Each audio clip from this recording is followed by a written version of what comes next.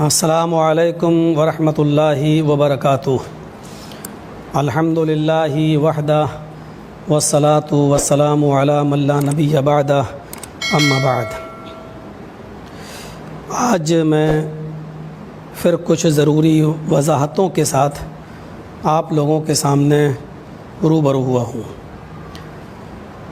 میرے پیارے دوستوں، بھائیوں، بزرگوں اور قوم و ملت کے لائق بر نوجوانوں اور اسلامی خواتین، پیاری ماں اور بہنوں، ہمیں بخوبی اس بات کا علم ہے کہ 25 مارچ سے لے کر اب تک ہم لوگ کووڈ-19 کرونا وائرس جو ایک مہلک اور تباہ کن بیماری ہے، اس کو لے کر ہم لوگ لاک ڈاؤن میں ہیں، اور اب تک ہم لوگوں نے اس کی احتیاط برتی ہے اور اپنے گھروں میں ہیں۔ اور اسی بیچ میں رمضان المبارک کا مقدس مہینہ آیا، اور جو عبادت کا مہینہ ہے، خیر و برکت کا مہینہ ہے۔ الحمدللہ اس مہینے کے اندر بھی ہم لوگوں نے اپنے گھروں کے اندر رہ کر عبادت کی ہے، نمازیں پڑھی ہیں، قرآن کریم کی تلاوت کی ہے، اور ہمیں کرنا بھی چاہیے۔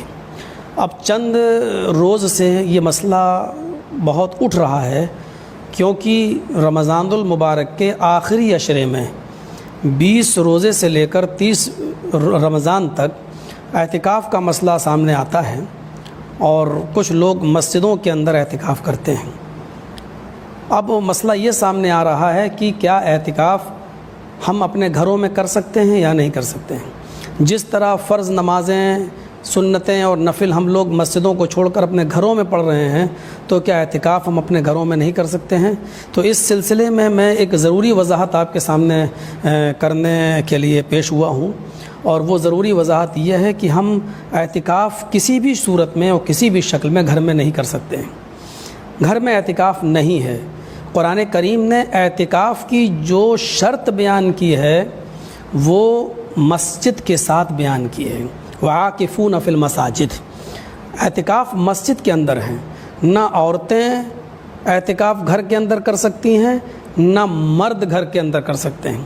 اب سوال یہ ہے کہ جب مسجدوں میں ہم بھیڑ جمع کر نہیں سکتے، مسجدوں میں نماز پر بھی روک ہے، اور ہم مسجدوں میں جا نہیں رہے ہیں، جب فرض نماز مسجد میں نہیں پڑھ رہے ہیں تو ہم اعتکاف مسجد میں کیسے کریں گے؟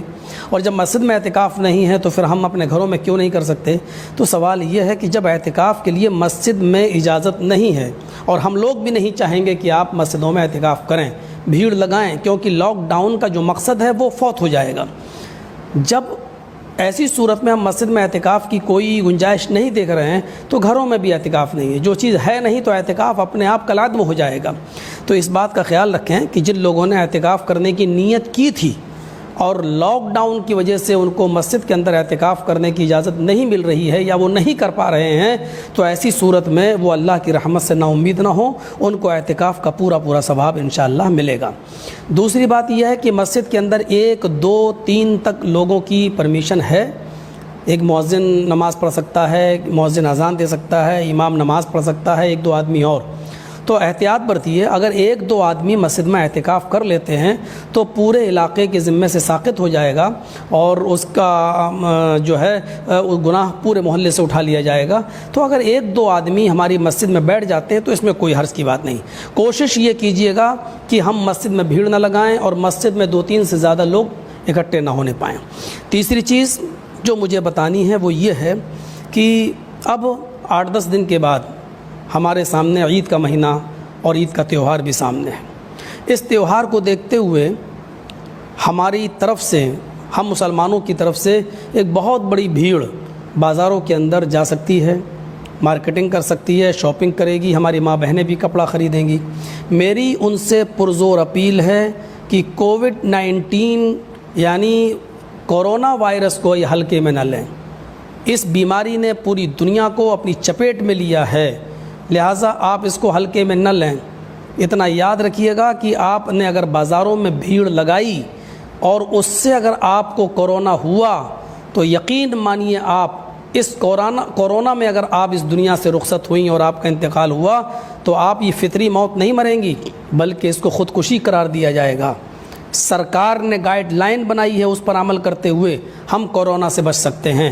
خود ہمارا قرآن یہ کہتا ہے کہ لا تلقوا بایدیکم الی التہلکہ، اپنے آپ کو، اپنی جان کو جان بوجھ کر ہلاکت میں مت ڈالو۔ میری آپ سے پرزور گزارش ہے، میری آپ سے پرزور اپیل ہے، جب تک لاک ڈاؤن چل رہا ہے اور سرکار کی گائیڈ لائن بنی ہوئی، ہمیں اس پر عمل کرتے ہوئے ہمیں مسجدوں میں نماز نہیں پڑھنا ہے، ہمیں بازاروں میں نہیں جانا ہے، ہمیں خرید و فروخت نہیں کرنا ہے۔ اس مرتبہ عید اپنے گھروں میں منانی ہے۔ اگر لاک ڈاؤن نہیں کھلتا ہے تو جب ہم جمعہ کے دن ہم ظہر کی نماز گھروں میں پڑھ رہے ہیں، جب ہم رمضان میں فرض نمازیں گھروں میں پڑھ رہے ہیں، تو عید کی نماز تو فرض نہیں ہے۔ عید کی نماز تو ہمارے لیے جمعہ کے دن سے بڑی اہمیت نہیں رکھتی ہے، تو ہم عید کی نماز گھر میں کیوں نہیں پڑھ سکتے ہیں؟ اگر بازار میں آپ گئے تو یہ لاک ڈاؤن کا النگھن ہوگا، سرکار کے آدیش کا النگھن ہوگا، اور قرآن کریم کی اس آیت کی بھی نافرمانی ہوگی۔ لا تلقوا بایدیکم الی التہلکہ۔ میری سمجھ میں نہیں آتا ہے کہ کیسے آپ کے دل گوارا کر رہے ہیں کہ آپ بازار جائیں اور شاپنگ کریں، جبکہ آپ کو معلوم ہے کہ اس مرتبہ کتنے گھر ایسے ہیں کہ جن کے پاس کھانے کو نہیں ہے، کتنے بچے ایسے ہیں جو بھوکے مر رہے ہیں، کتنے ایسے لوگ ہیں جن کے پاس صبح اگر کھا لیا جائے تو شام کو کھانے کو نہیں ہے۔ اس وقت آپ کے لیے دین کی سب سے بڑی خدمت یہ ہوگی کہ آپ عید کے دن اب نئی چپلیں خریدنے کے بجائے، نئے کپڑے خریدنے کے بجائے، آپ اپنے پڑوس میں، اپنے محلے میں، اپنے شہر میں اور اپنی بستی کے ان غریبوں پر نظر ڈالیں اور ان کی مدد کریں۔ یہ سب سے بڑی دیش بھکتی بھی ہوگی اور دین کی سب سے بڑی خدمت بھی ہوگی۔ خود اللہ کے نبی صلی اللہ علیہ وسلم کے زمانے میں جب ایسے حالات ہو جایا کرتے تھے، شریعت کہتی ہے سخت بارش ہوا کرتی تھی، تو ایک مؤذن اذان دیا کرتا تھا مسجد کے اندر، اور اذان کے بعد اعلان کر دیا کرتا تھا الا صلوا فی رحالکم، آپ اپنے گھروں میں نماز پڑھ لیجیے۔ گھروں میں اس بیماری کو مد نظر رکھتے ہوئے گھروں میں نماز پڑھنے سے ہمارا ثواب کم نہیں ہو جائے گا، بلکہ ہمیں اس کی اہمیت کو سمجھنا ہوگا اور لاک ڈاؤن کا پورا پالن کرنا ہوگا، سرکار کی گائیڈ لائن کا پورا پالن کرنا ہوگا، اور اگر ہمارے لیے لاک ڈاؤن عید کی نماز سے پہلے اگر نہیں کھلتا ہے اور سرکار کوئی نئی گائیڈ لائن تیار کرتی ہے تو ہمیں اور آپ کو یہ سوچنا ہوگا کہ ہمیں عید کی نماز بھی گھروں میں پڑھنا ہے۔ عید کی نماز بالکل اسی طریقے سے پڑھی جائے گی جس طریقے سے ہم مسجد کے اندر پڑھتے ہیں یا عیدگاہ کے اندر پڑھتے ہیں۔ آپ اپنے گھروں میں اسی طریقے سے 2 رکعت آپ نماز ادا کریں گے۔ یہ جمعہ کی طرح نہیں ہے کہ جمعہ کی نماز مسجد میں نہیں پڑھ رہے ہیں، اپنے گھروں میں تو ظہر پڑھ لیجئے 4 رکعت۔ عید کی نماز ہمیں 2 ہی رکعت پڑھنا ہے، اور بالکل عید کی نماز کے طریقے سے پہلی رکعت میں 7 تکبیر اور دوسری رکعت میں 5 تکبیر، یعنی 12 تکبیر زوائد۔ ایسے ہی ہمیں اپنے گھروں میں نماز پڑھنا ہے۔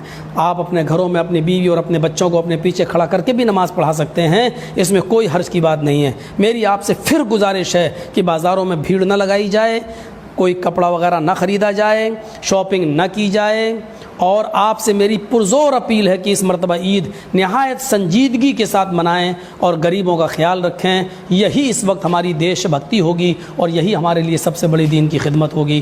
مجھے امید ہے کہ انشاءاللہ آپ ہماری آواز کو پر لبیک کہیں گے اور آپ اس حساس اور اس نازک مسئلے کو سمجھنے کی کوشش کریں گے، اور کرونا وائرس اس بیماری کو گمبھیرتا سے آپ سیریسلی اس بیماری کو آپ لیں گے اور آپ سرکار کی گائیڈ لائن کا پالن کریں گے، خود بھی محفوظ رہیں گے اور دوسروں کو بھی محفوظ کریں گے، اپنے آپ کو بھی بچائیں گے، اور اسلام کی بھی سب سے بڑی مدد یہی ہوگی جو سرکار کی گائیڈ لائن پر عمل کرتے ہوئے آپ اپنے گھروں میں جتنا زیادہ رہیں گے، یہ اسلام کی بھی خدمت ہوگی اور سرکار کی بھی، اور اس سے بڑی کوئی دیش بھکتی نہیں۔ مجھے امید ہے، اللہ تعالیٰ سے میری دعا ہے کہ اللہ تعالیٰ ہم تمام مسلمانوں کو اپنے گھر میں عبادت کرنے کی توفیق عطا فرمائے۔ آج پہلی شب قدر ہے، ہمیں گھروں میں عبادت کرنے کی، قرآن کریم کی تلاوت کرنے کی توفیق عطا فرما۔ اے اللہ ہمیں اپنے گھروں میں نمازوں کا اہتمام کرنے کی توفیق عطا فرما، ہمیں نوافل کا اہتمام کرنے کی توفیق عطا فرما، اور سرکار کی گائیڈ لائن پر عمل کرنے کی توفیق عطا فرما۔ اے اللہ ہمارے اس ملک کو اس مہلک بیماری سے جلد نجات عطا فرما، اور ہمارے ملک میں امن و امان، چین و سکون اور شانتی کا واتاورن ماحول بنا دے اور پیدا فرما دے۔ وما علینا الا البلاغ المبین، وآخر دعوانا ان الحمد للہ رب العالمین۔ السلام علیکم ورحمۃ اللہ وبرکاتہ۔